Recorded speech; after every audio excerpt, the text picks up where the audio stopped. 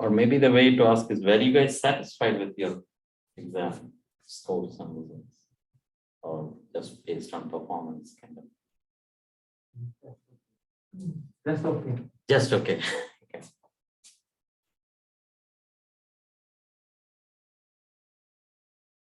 Were the questions reasonable?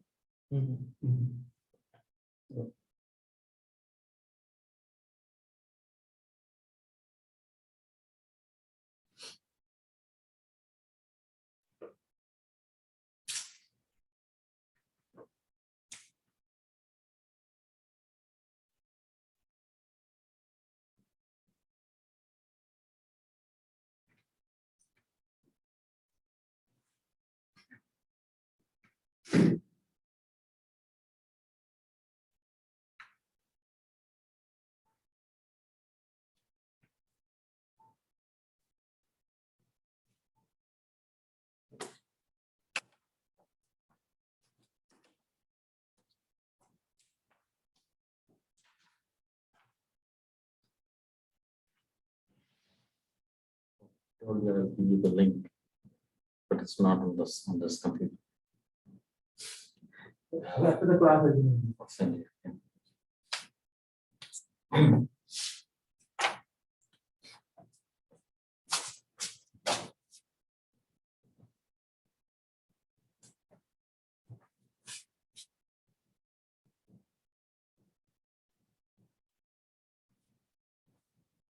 Next Thursday. The homework is not out, but I will do it. It will be pretty much the same as last year's homework related to this topic, and I'll just change it over and probably by early evening, if not later.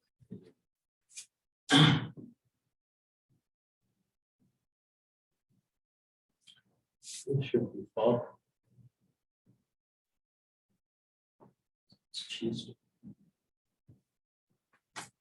Spring break is, so there's a spring break in between 1 week. So that takes away a week.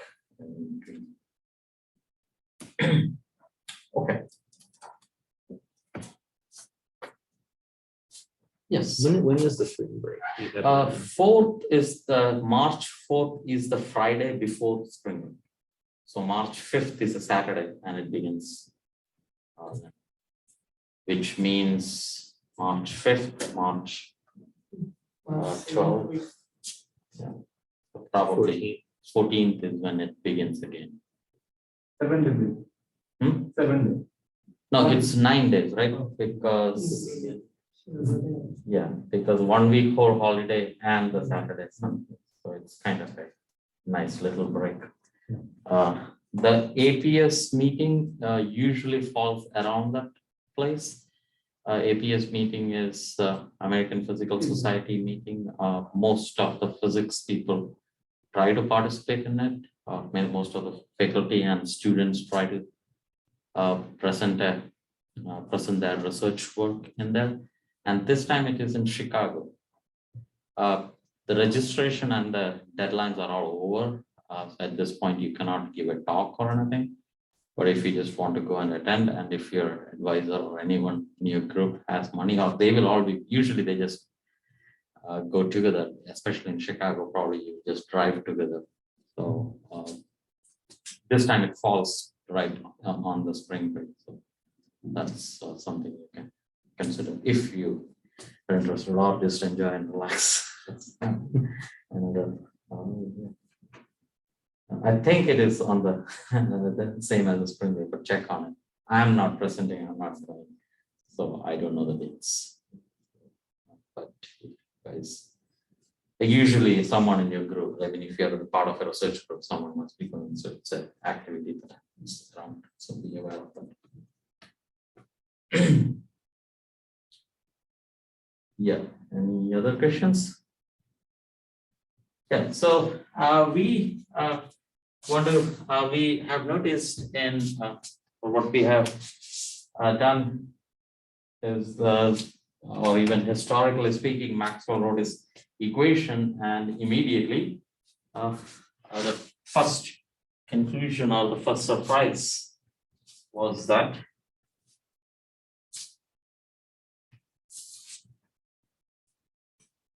First, so you have 18, I think it was 1862 to 65. So let me say 1860s, right? Maxwell wrote his equations. Maxwell equations. And a revolutionary or a very surprising result was that there is a speed which is absolutely constant.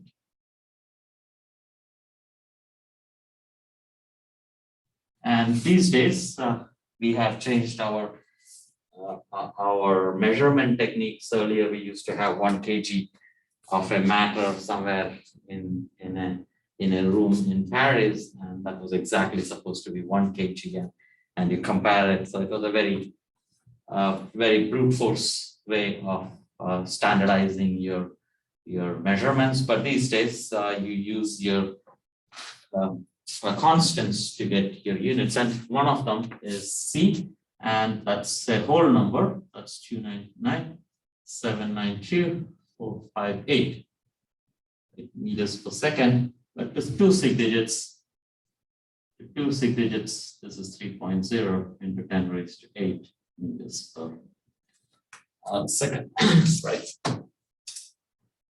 And these are properties of the vacuum, at least the way you define it.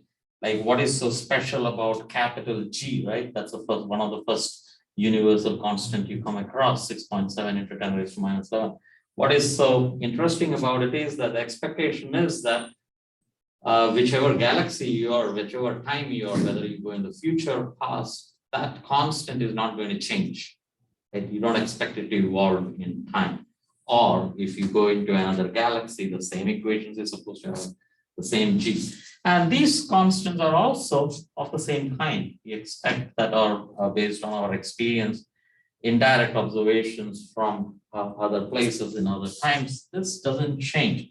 And that means there is a constant, there is a speed that is a constant, and it doesn't seem to have any reference to any coordinate system to begin with, or for that matter, a material dependence. It's absolutely a constant. And that's a big challenge, because until then we had Galilean relativity, where every velocity is supposed to change. Right? If for example, we think we are at rest at this point, even though our Earth is almost going at 1,000 miles per hour, a tremendous speed in space, but we don't have any experience of it because we are at rest. So motion technically has, like, if you're moving, velocity is not a measure of motion. You have to accelerate. Right? That's the way of saying it. So velocity can be taken away, except for this c, right? So this is a special speed. So suddenly you come and say that, okay, not all speeds, it's a special c, looks the same, whether you're moving, not moving, relatively moving, anything, c is constant. And that's a big, that's not compatible with Galilean relativity. So you would like to change this. And in the talk that I am going to give right after this in another audience, I'll motivate it in a different way, just exactly as I said, that if you have any constant speed, then what are the effects without using the fact that it is light? Like here, what I'll assume is that light is actually, or the equation of light remains the same. There we will use the actual principle of relativity and not assume anything else. So it's two different ways of deriving the same thing, but broadly, what are the consequences of having something something being same for every observer? You could always ask, can there be two such things? The next question you can ask is, okay, C is the same. Can there be another physical effect which looks the same to two objects? And our understanding as of now is a no, that or it doesn't seem to be that there is a room for that. But again, that doesn't mean that we can be clever and maybe come up with something else. For now, there exists a speed which is very special. It looks the same to every observer. So let's quantify this. So let's say there is one observer here. Is this readable? Let me see if I can change it. There are two observers. This is X. So this observes X prime, Y prime, Z prime, and T prime. So any observer measures something that is happening. So these are two frames, and this is X, Y, Z, and T. Right? And there is something happening here. Right? That's a process that's happening there. It's being observed by two different people.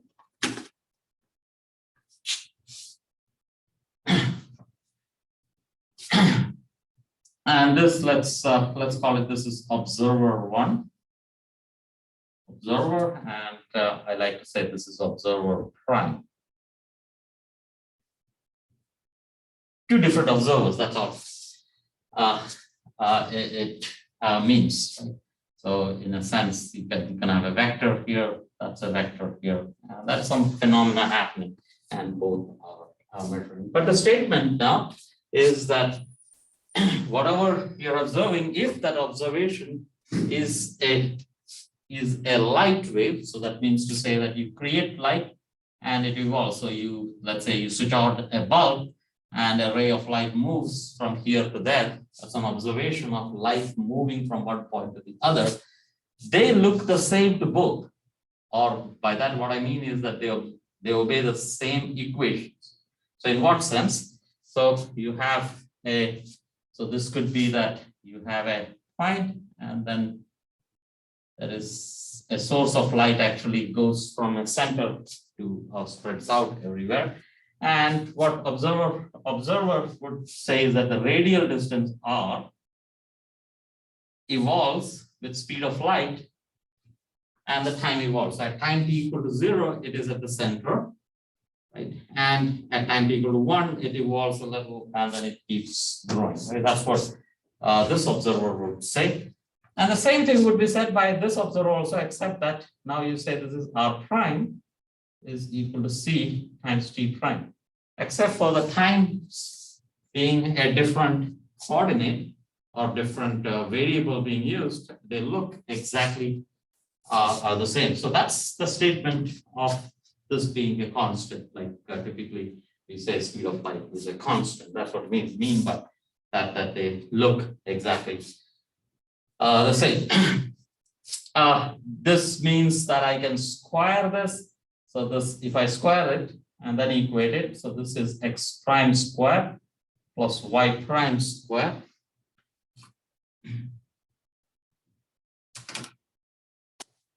plus z prime square and minus of c square t prime square is equal to 0.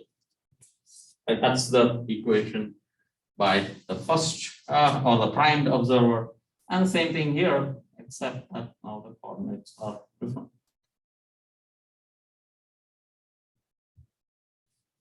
Just one information that there is something that was the same for both the observer, and in this case we are talking about constancy of speed of light, but it could have been, this conclusion will remain the same whether it is light or anything, something associated with velocity, that remains the same.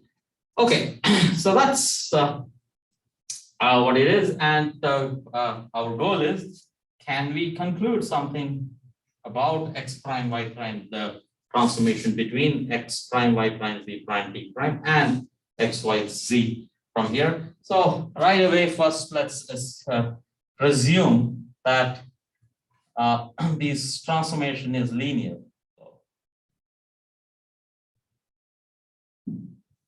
One can say that this is a presumption, but another way of saying is that let's assume that our space and time is homogeneous and isotropic. So that's one way of motivating that. But let's just say that we are assuming that homogeneous and isotropic. space and time.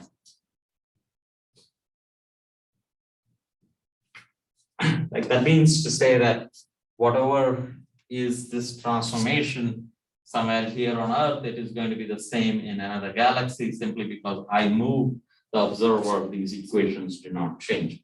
And it doesn't matter in what direction I move to. So that's slightly hard to rigorously show that, but what that means that what I can conclude based on that is that there is a relation between x prime, and let's also make it this is for simplicity, that let's say that this is going in the z direction, right? This frame is moving with velocity v in the z direction. In that case, you can say that x prime will remain the same as x, y prime will remain the same as y. Everything happens in z prime and t prime, and we assume that this is a times z plus b times t, and t prime we say is e times z plus f times t. Instead of c and d, c is because we are using speed of light as c, so I'm going to do c and d. So I say e and f. And the idea is that a is a function of velocity, b is a function of velocity, c is a function of velocity, and d is a function of velocity. And our goal is to find these things, and we are saying that it is going in one direction. In that sense, it's a one-dimensional relative motion. The way we have written it, z prime has the dimension of a distance and t has the dimension of time. That means a and b will not have the same dimensions. Correct? So just to make it slightly easier to deal with, let's put a c inside here. It doesn't change anything, right? It was a definition I made, so I put a c there, and that way a and b have the same dimensions. So that is the only reason why I do that. Yes. Can you explain? Oh, why I do that? So this is perfectly fine, right? That's more natural. I'm asking the question, what's the connection between z prime and z and t? But this is a constant, right? When I define that constant, I can change my constant to b times c, right? Just that. Why do I do that? Because this has the dimension of length. This has a dimension of time, right? That means that a and b do not have the same dimension, right? A is dimensionless because these two have the same dimension, but b has to have 1 over time and then length over time. So b has the dimension of velocity, right? So what will happen is that if a and b are coming together, always this has to be patched up, right? So always there will be the c floating around. So it's a smart thing to do that. Okay, put a c there. So I just put a constant in front of it.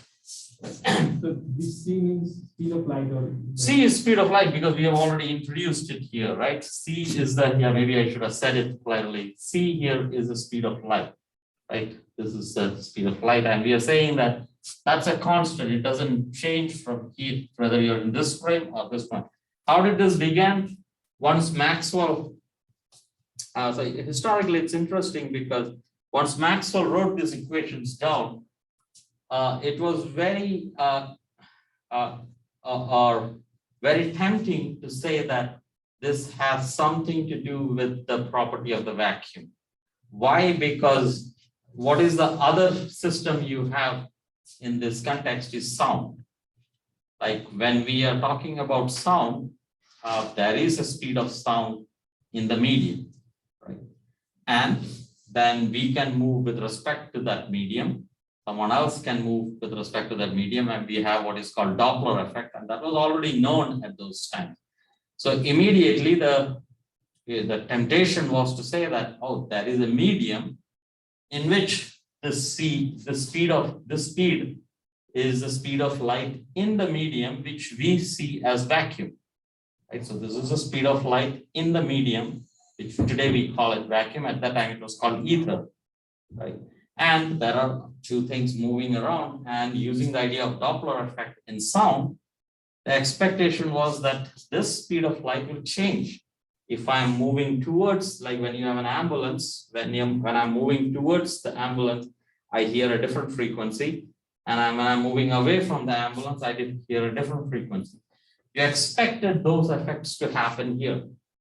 And immediately the experiments began, right? Within 70s, 80s, there were serious experiments being done to see this. And the hope was that when Earth is moving around this vacuum, when it is going in one direction, you should see something else. And when you're going in the opposite direction, you should see something else. But by 1880s, or I would say 1890s, it was conclusively clear that within about 1 or 2 significant digits, there is no motion, like there is no effect. So that came up with the suggestion that, oh, C is actually a constant. And still, I mean, this is the, again, you can say the bias. Every authoritative figure who was working in this, everyone was trying to associate this property to the vacuum, right? Because sound as a medium, it was very natural to give the property to the vacuum, and there was lots and lots of work. Lorentz transformation was already existing before Einstein came in, way before 10 years or 12 years before there was Lorentz transformation. Poincare velocity addition was available about 2-3 years before Einstein. But no one thought it has to do with space and time. With the relativity principle can be changed. No one was looking in that direction. Everyone was associating it with the property of E. So here now you switch things around and you say that actually the space and time or the relativity of space and time is what should be changed, and everything works well. Does that help? And why did I go there? And that's because of I said speed of light. Right? So I just introduced that mainly for dimensional reason. Yes. And still the A, B, E, F, those are constants. Those are constants, but they depend on V. That's all. They are constants, but they depend on V. Like it is how fast you're going. Like you observe light, I observe light. And now if you move away from me, how do things change? Is that clear? Right. So this depends on V. I'm not writing it here to avoid clutter, that's all. So there should be V written in here. And our goal is to find that V. It will be velocity dependent in the sense, what's the velocity of the observer? Okay. So CT can be thought of as together as a single variable, and then do the same thing here also, right? Let's multiply by a C everywhere. Right. So I multiply by a C, right? So from here. So multiply by a C, and that means I should also multiply by a C here, right? I have multiplied by a C everywhere, so I should be multiplying by C here also. But then I changed the E to absorb the C into it, so that dimensionally it matches. So now A, B, E, and F are dimensionless quantities. Right? That way they are like quantities. Whenever it's in an equation, I can add and like if I'm exponentiating, I can add an exponentiation of that. Remember that if I have exponential of t, where t is in time, is that okay? I have an exponential of a variable where the variable is time. Is that okay? That's not okay, because then it has dimensions. Exponential is defined for a number. You don't take it for like this as a unit, right? So you don't take a unit. So you always have to find a dimensionless quantity. You will notice that this is always omega t. 1 over time times time. It's always a number. You will often choose omega to be 1 or theta, so exponential of theta, that's all okay, but always it has to be a number or radians. That's the idea. And we will see that now we will talk about hyperbolic functions, so it is good to keep it dimensionless. It will always come out like that because you don't have to do anything. It's the C will float around and there, and it will come out. So if you do the algebra correctly, it comes out. Okay. So that's your transformation that we are proposing. And if both these equations are correct and they are getting connected by this, there should be some constraints on this because they observe this equation. So let's substitute this in there. So we have A times Z plus B times CT squared. And I'm substituting this in this equation. Plus y prime is y, so that's y squared. No, x prime is not, that's right. So I substituted the wrong thing. Okay, so that is x squared plus y squared. X prime is x, y prime is y, plus z prime is a times z plus b times ct squared. And then t prime c square of this. So it's minus of e times z plus f times ct square is equal to 0.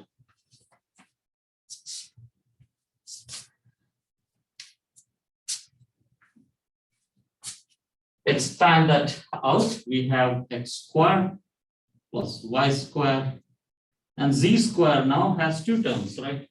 One from here, one from there, and that's equal to a squared minus e squared times z squared.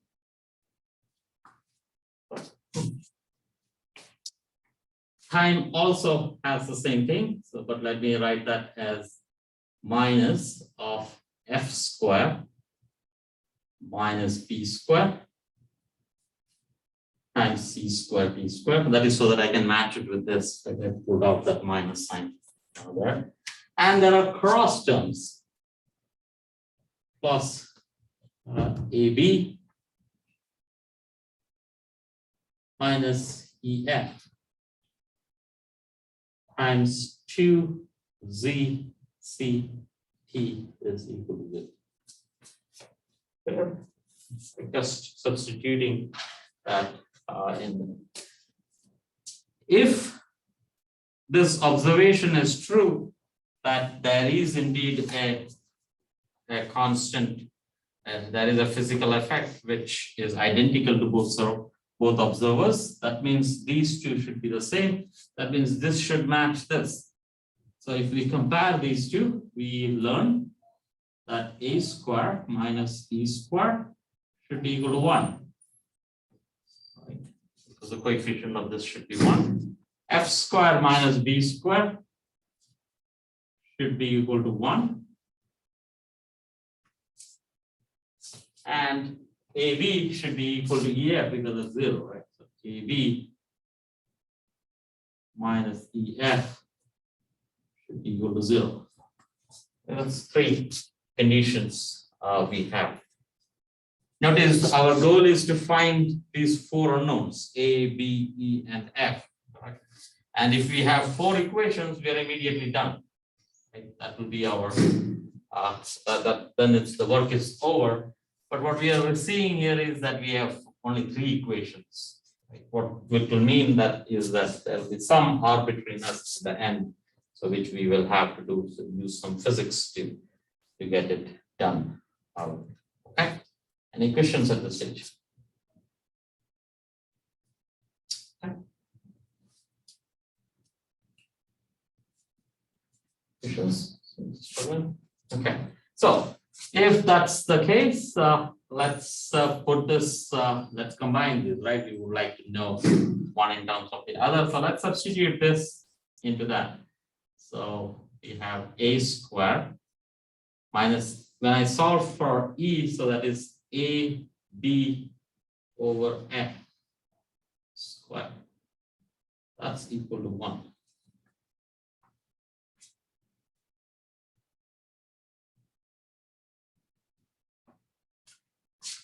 And that seems to suggest that a square over f square times f square minus b square is equal to 1. Which means that a is, since f square minus b square is already 1, this implies that a is equal to plus or minus f, or a square is equal to f square. Do the same thing, substitute this in here. So that means a and f are the same, like these two are the same. A and f are the same here, these two. If you think of it as a, if you're already familiar, if you remember your Lorentz transformation, you will see that those two indeed are the same. Do the same thing, start from here, substitute b now. So let's say this is f square minus b is ef over a. It's equal to 1.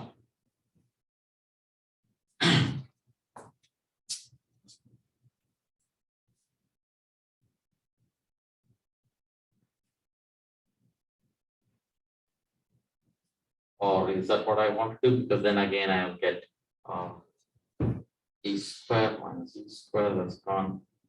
So I'll get f square over e square. No, that's not what I want to substitute. Let me substitute f there. So let me replace f instead. So f is ab over b square minus b square is equal to 1.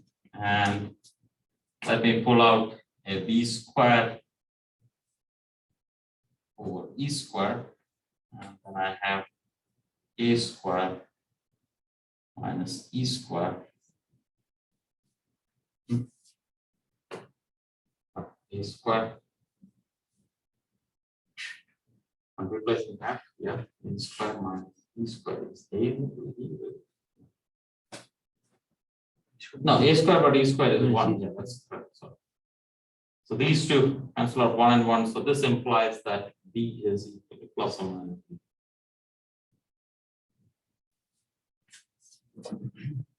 So these two basically are the same equations. If a is equal to f, e is equal to b, then those two are the same equation. And again, if e is equal to b and f is equal to a, then this is also satisfied. Right? So if we just say that a square is equal to f square and b square is equal to e square, then all this is satisfied. So there is only one equation basically, is that a square minus e square is equal to 1. That's your equation. And the other relation is that f is equal to a and b is equal to e. Or you can say a square minus b square, right? That's also one way of saying this, a square minus b square.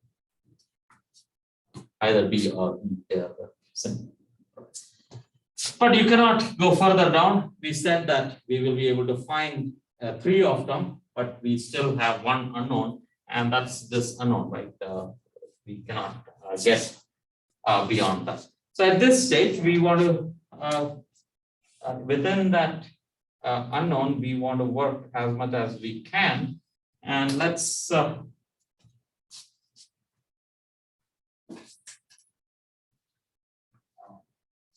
let's use this fact that a square minus b square is equal to 1, and can you convert it into a single variable, right? Where do you see a square minus b square is equal to 1? Right? In mathematics, whenever it is a square plus b square equal to 1, you think of a circle. Right? When you have, if you have this stuff, x square minus y square is equal to 1, what do you think of? X square plus y square is the circle, correct? Ellipse is, ellipse is when x square over a square plus y square over b square is equal to 1. Minus y square, what is it? Something along that line here. Seem to be trying to draw something. Hyperbola? Yes, hyperbola, correct? So it's a hyperbola, it's not an ellipse, it's a hyperbola. How does it look like? If I were to plot this, right? When y is equal to 0, x is equal to 1, right? So if this was y, that's your x. So when y is equal to 0, x is equal to 1. That was somewhere here. And if y was very large, right? Y is very large, then x also has to be very large, because then this has to be 1, right? Or another way of saying is that if in very far away region, x is equal to y, so it's a straight line equation. So this looks like this, and they asymptote to a straight line. And it seems like that's this equation seems to suggest that, but we would like to think of some geometry. Think of x square plus y square is equal to 1 in trigonometry. That leads to the idea that cosine square theta plus sine square theta is equal to 1. Right? Similarly, if we are in a hyperbolic, this is called hyperbolic geometry, then you would say it is cosine hyperbolic square theta plus sine hyperbolic square theta is equal to 1. So it seems to suggest, this equation seems to suggest that we can say A is equal to cosine hyperbolic theta, whatever theta is, we don't know. A was a constant. This is an angle which depends on the velocity, right? Some hyperbolic sense. So this is B is equal to sine hyperbolic. And immediately this is satisfied.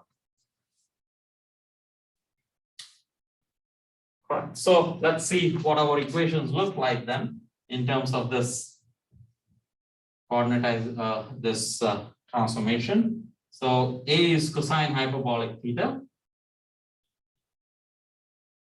where theta is a function of some function of B, right?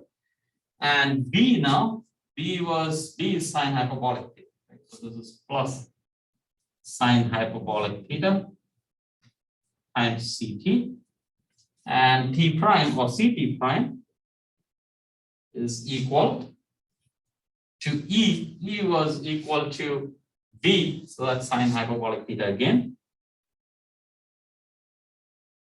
Z, and plus F, which was A, which is cosine hyperbolic theta CT, which can be nicely written as a matrix form. So this is C prime, CT prime equal to cosine hyperbolic theta, sine hyperbolic theta, sine hyperbolic theta, cosine hyperbolic theta times Z, C. That's it. Same transformation in there.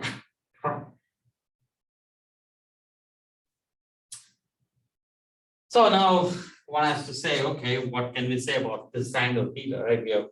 We have reached until here, but what about, so we want to connect this with some physics problem here. So let's go back to this and ask, what are we doing here? If this was moving here, or if there is some process going, this reads that, this reads here. If I want to kind of connect this angle theta, let's take a very simple scenario and require what the relativity should be.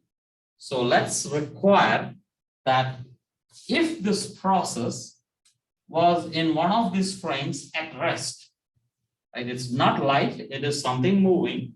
So let's say this object, so there is just a ball in my hand. Oh, so we have to put that there. Yeah, okay. So let's say that I am having a special situation where a ball is at rest. So object at rest.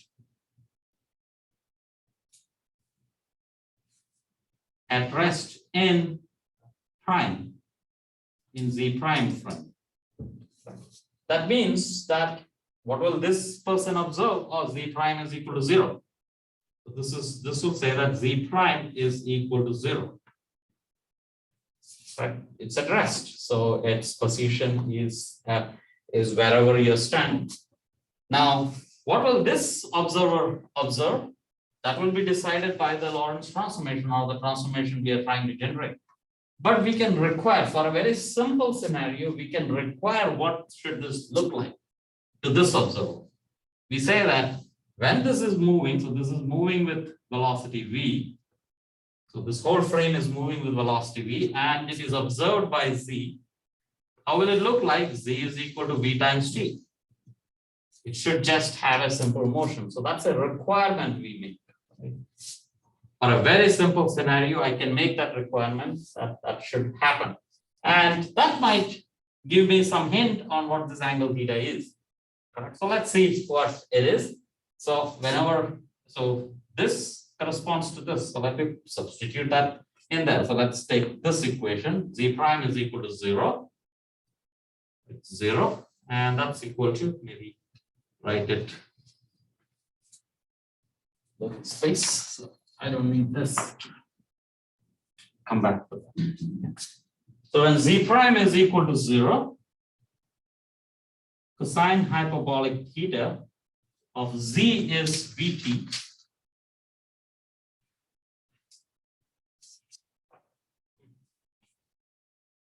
And for sine hyperbolic theta times Ct. Right.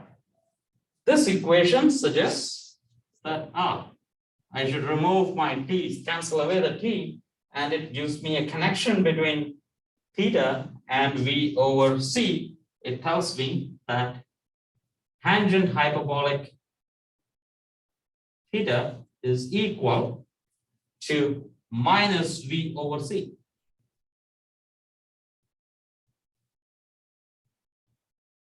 Is that clear?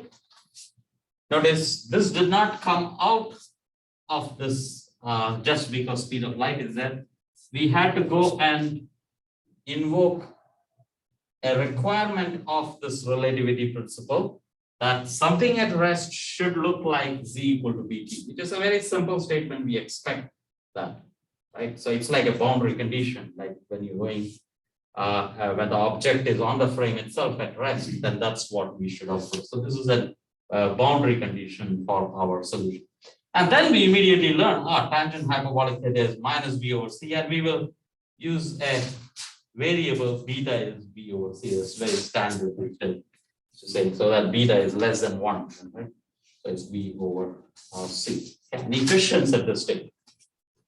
So two things we have used basically. One is that speed of light is a constant. It looks the same for both. And the second is that something at rest should look like z is equal to vt. Those are our input, and this is a consequence of.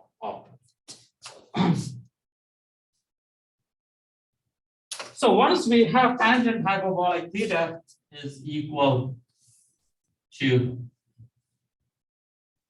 beta, then we can talk about other quantities, right? What is cosine hyperbolic theta? So cosine.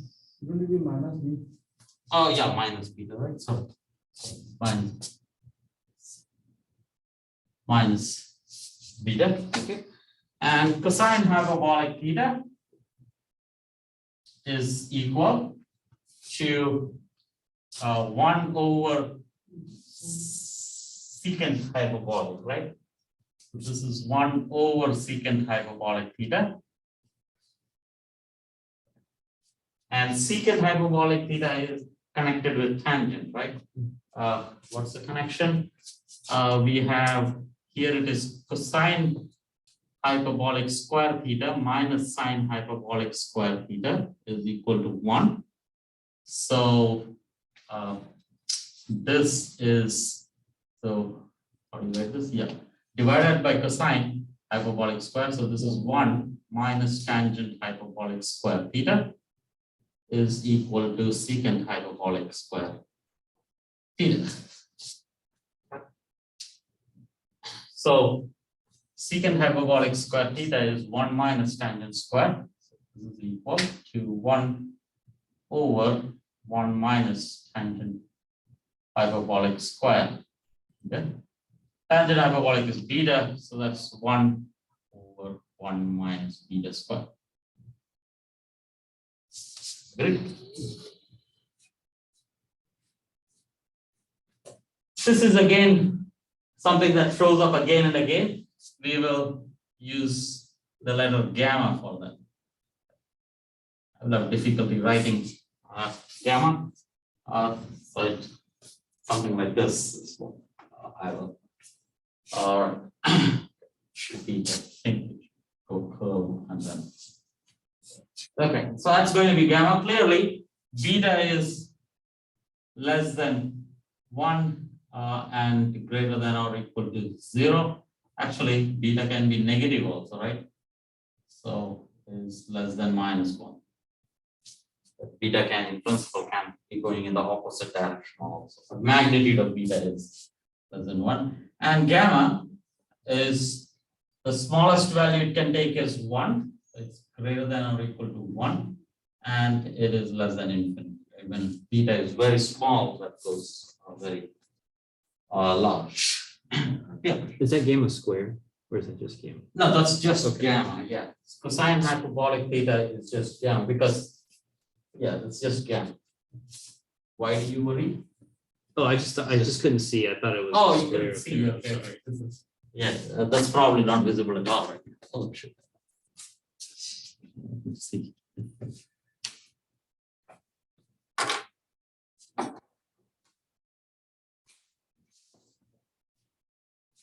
Keep changing this. Okay, so that's gamma. So cosine tangent hyperbolic theta is beta. We have also sine hyperbolic theta. So sine hyperbolic theta, is it any better? Or the same? Better. Okay. So this is divide by cosine and multiply by cosine hyperbolic theta. So that's tangent hyperbolic theta times cosine hyperbolic theta. But I know cosine hyperbolic and tangent hyperbolic. So that's beta minus beta times gamma.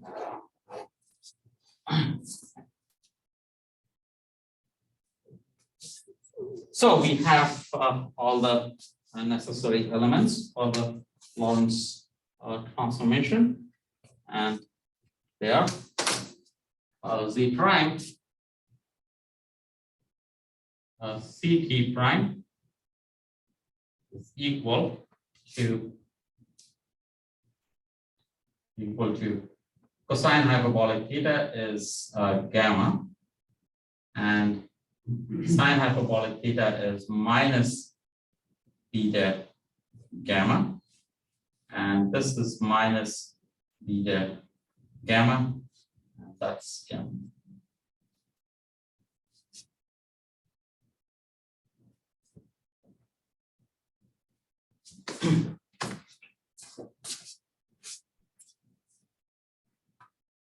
Okay. Questions?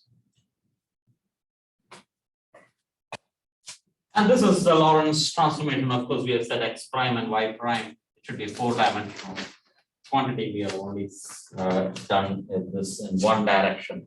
And it should not be assumed that when you introduce the other direction, it is going to be straightforward. In fact, it is not at all straightforward. How can you motivate this?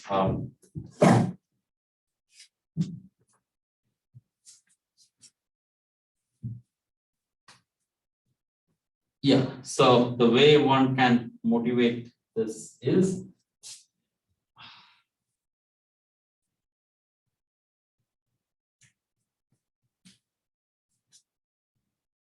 Yeah, probably I should wait for some more time, but anyway, let me tell this as a paradox. So the moment you say, oh, I haven't yet said what is Lorentz contraction or length contraction and time dilation. Yeah, let's wait for some more time and then I will introduce the idea that I was thinking of. At this point, it is good to see. Okay, so this is what happens when one observer is moving with respect to velocity v, but it should be clear that whether you're moving, having this system, so there are two observers, one is moving with velocity v, the right hand side is moving to the right, and there is some observation going on, right? That should be very similar to having this moving in the reverse direction and this staying the same. Right? So if you and me are observing something, whether I am moving to the right, or that's one way of, like with respect to me, you are moving away, but with respect to you, I am moving away.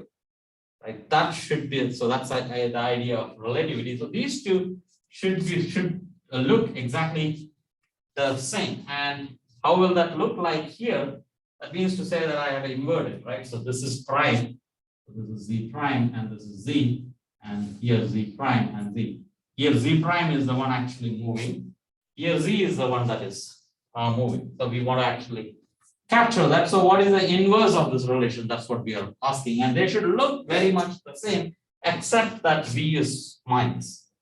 Right? So that's an understanding we should have, but let's check if that is indeed the case. But this is now a mathematical equation. I can actually just take the inverse, right? Instead of making a postulate of that kind, at some level that can be made a postulate. Here we are getting it as a consequence.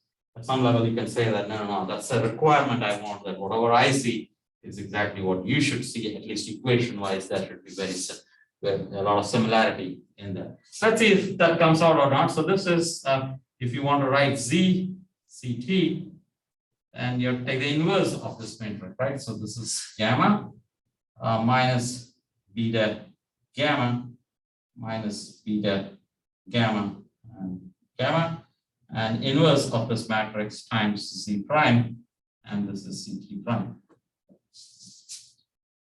How do you take the inverse of a matrix? So first you take the determinant of that. So determinant is this minus of that.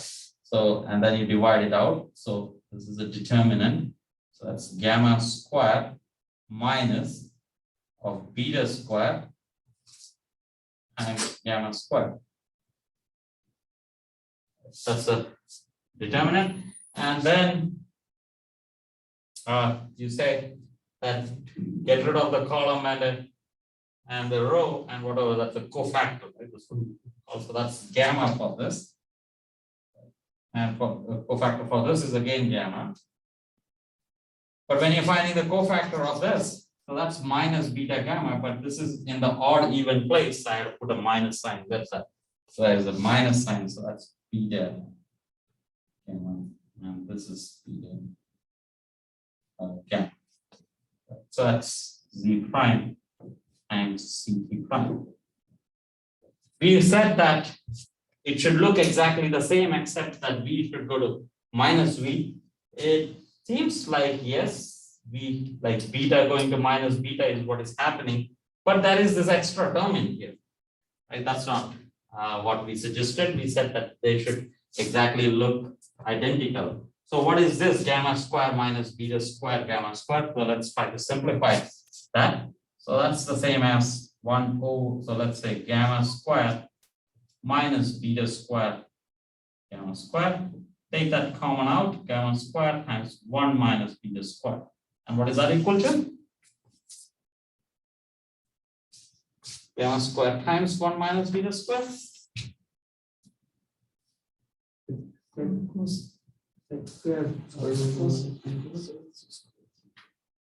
Try again. I think content is probably x2. Gamma square will be 1 over 1 minus beta square. There is a 1 minus beta square. It's actually 1. right? Good. So that's one, right? That means that's gone. And then you see that this is indeed very similar to the earlier one. So that's gamma, beta gamma, beta gamma, and gamma times z prime times ct prime. That was a suggestion that they should look very identical, except that all the betas should go to minus beta, and indeed it does do that. Okay. So that's your transformation, and let's also have one more relation. That how does, like, remember that whenever you have these transformations, what is left invariant or what is left unchanged, that becomes important. So let's ask the question. And again, since there is so much similarity between this and rotation, so let's talk about rotations for a moment. So if you have x prime, y prime in a plane and you rotate it, so the rotation matrix looks like cosine theta, sine theta, cosine theta, and what is here? If it's a rotation, minus sine theta, so it's minus sine theta. So this is rotation, actual physical rotation or circular rotation if you want, and this is hyperbolic rotation. So we call it z prime ct prime is equal to cosine hyperbolic theta, sine hyperbolic theta. I can use theta here also, but it's easier to see things in this.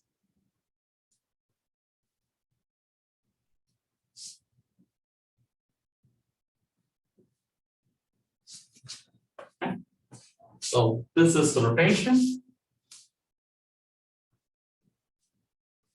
This is hyperbolic rotation.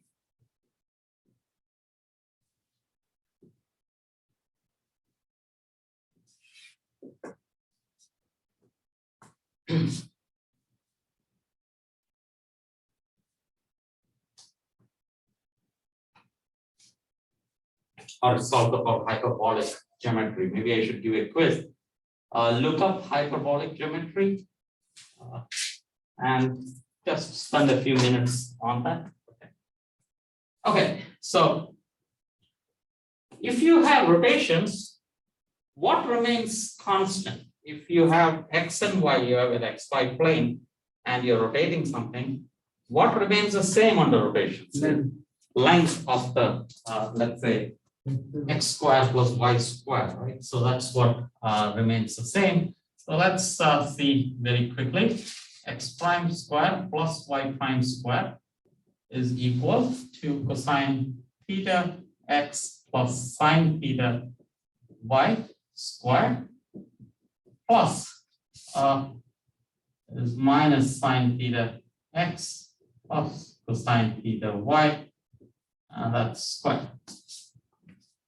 And it is clear what is happening. So this is cosine squared theta plus sine squared theta times x squared plus sine squared theta plus cosine squared theta times y squared, and the cross terms cancel out. And because of the trigonometric identity, so this is x squared plus y squared. And indeed, that's invariant under rotations. The length remains exactly this same. And now, then it is very good to ask what remains the same here. What is that quantity that remains the same? It's kind of, we're going in cycles. It's going to lead to this equation, but it's good to see how does it come out. So let's calculate, because of this hyperbolic relation cosine hyperbolic theta, let's calculate what is the prime square minus c p prime square. So that's cosine hyperbolic theta z plus sine hyperbolic theta times ct square. And this is now minus of sine hyperbolic theta z plus the sine hyperbolic theta times ct square.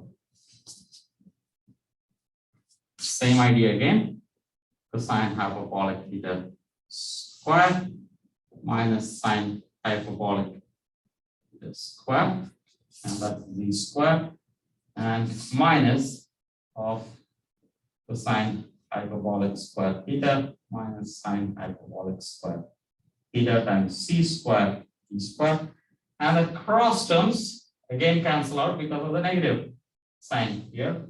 That's what it is. And this is equal to 1, we know. Right? So that's equal to 1.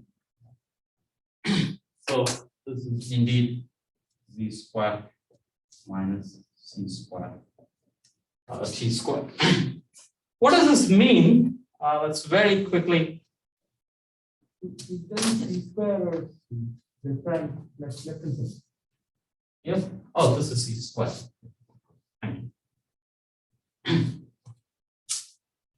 Let's say the geometry part of this.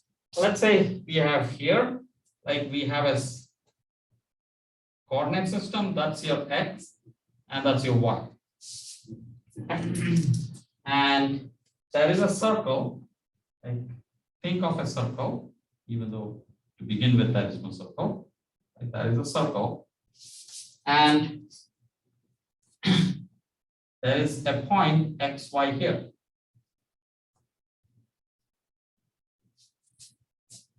Now we are saying I am rotating, like I'm rotating my frame. So one way to look at it is that I'm actually rotating the axis.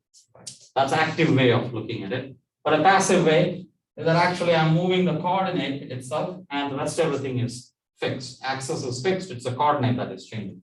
If I change the coordinate, I'll make an angle theta, so that comes here. That's your x prime, y prime. Yes. You're talking about axis and coordinate. I mean, these are different. Yes. So the point is, let's say, if I have an axis here, let's say x, x and y, okay, and there is a point here, which is x, which is also will be called x comma y. But there's a point there. For now, let me just say there's a point. Now let's say that I rotate it. The way to look at it is that this will be the active way, and that is that my coordinate has changed. This is x prime, that's my y prime, and accordingly, these coordinates, this now is no more the same, correct? And that will obey that angle theta. This will be your angle theta. That's one way of looking at it. There's another way of looking at it is that I keep my axis the same. Okay, this is the same, right? That's my xy, right? And because of the rotation, that point has moved. Here the point had got closer to the axis. This point will get closer to the axis. I'm moving the point itself. And that's x prime, y prime. Is that clear? And that, how do I move that point? It has to be on that circle. Is that clear? So I keep the axis the same and I'm moving the point on the circle.